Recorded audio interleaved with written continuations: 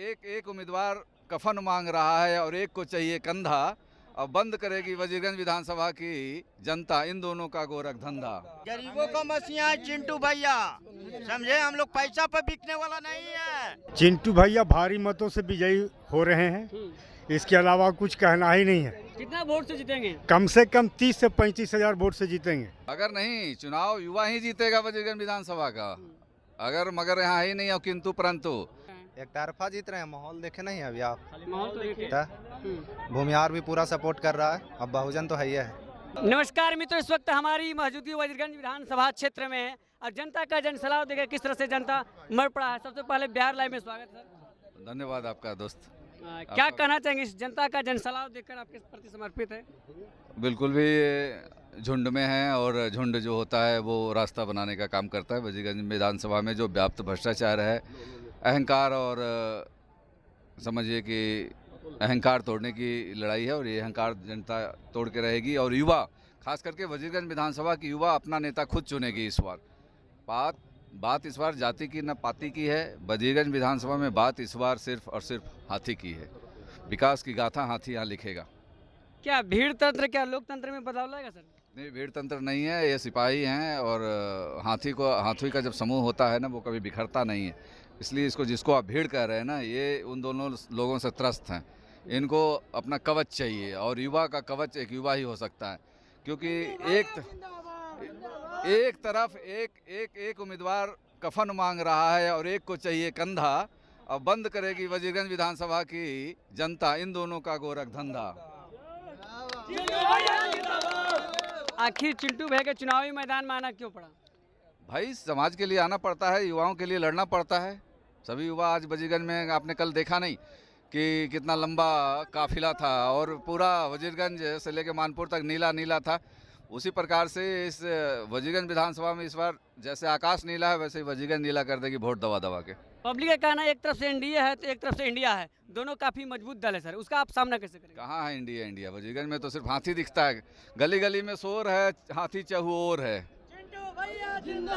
अगर आप चुनाव जीते हैं सर तो 5 काम बताए सर, क्या करेंगे पहले सर? अगर नहीं चुनाव युवा ही जीतेगा वजीरगंज विधानसभा का, अगर मगर यहाँ ही नहीं हो किंतु परंतु।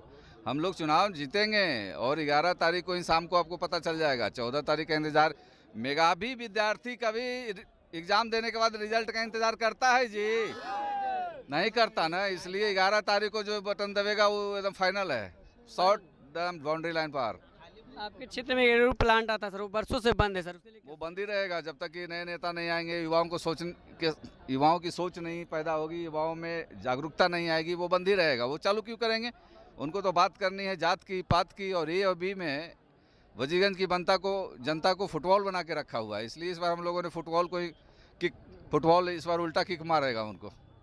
जब क्षेत्र में आप जाते हैं सर, ग्रामीण समस्या क्या आपको देखने को मिला सर? समस्याएं भाई, आज भी जाओ तो गांव में गली नली गरीबों के आज भी जाते हैं। अभी एक जगह महुएत में गया हुआ था तो एक महिला थी, उसके हस्बैंड नहीं थे, आज भी मिट्टी के मकान में रह रही है। फूस का मकान था उनका और उनको इंदिरा आवास योजना नहीं मिला।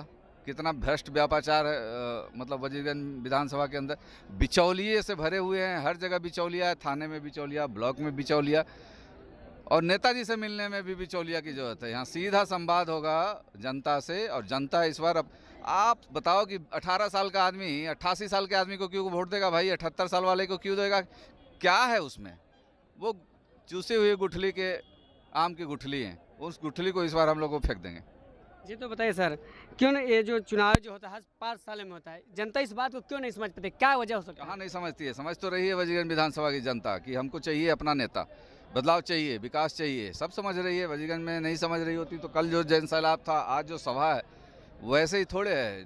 कहीं ना कहीं बदलाव है इस बार वजीरगंज विधानसभा में। और आप देखेंगे कि वजीरगंज, और सिर्फ वजीरगंज की बात कर रहे हैं हम लोग, पटना में क्या होगा नहीं होगा। हमारे नेता आए थे माधव आकाशानंद जी, उन्होंने क्या कहा कि वजीरगंज जो चाहेगा सरकार वैसे चलेगी इस बार। लोग पब्लिक एक ही कहना है सर कि इतना भीड़ जुटा रहे हैं, आखिर पैसा लाते कहाँ से चिंटू जी? कौन से पैसे की बात करते हैं? तो भीड़ आखिर कहाँ से आ रहा है? कैसा पैसा बताएंगे ना। पब्लिक का कहना है सर कि भीड़ कहाँ आता है पब्लिक है? क्या? पूछिए। जब भी आता है। आपका क्या?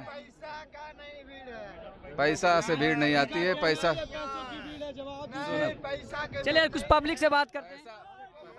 बोलिए क्या कहना गरीबों का है? मसीहा है, गरीबों का मसीहा है चिंटू भैया। समझे, हम लोग पैसा पर बिकने वाला नहीं है। बोलिए क्या कहना है? बहुत अच्छे युवा नेता हैं, हम लोग को साथ हैं, हमारा समाज साथ है। जरूर हम परिवर्तन की ओर चल चुके हैं, तो फिर परिवर्तन होगा का नाम कैसे आप ले रहे हैं? परिवर्तन ही परिवर्तन दिख रहा है। जन सैलाब आपको देख रहे हैं, आप तो सब जगह घूर रहे हैं, आप तो मीडिया हैं। किनका आगमन हुआ था सर? हमारे आकाश आनंद हैं, बहुजन समाज पार्टी के राष्ट्रीय संयोजक, साथ में बिहार प्रभारी गौतम जी, राज्यसभा सदस्य, पार्टी के वरीय पदाधिकारी हैं।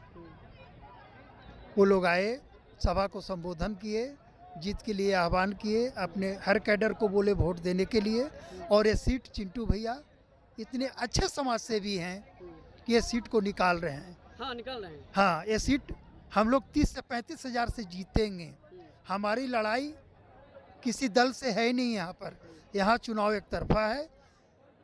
बिना जीते हुए 113 मीटर का पुल बजरगंज में बनाने का काम चिंटू भैया ने किया, जो सरकार आज तक नहीं किया। ये बड़े मियाँ छोटे मियाँ मिला के 40 साल खा गए, लेकिन 80,000 आबादी को आने जाने के रास्ता में पुल नहीं बना सके। बरसात में,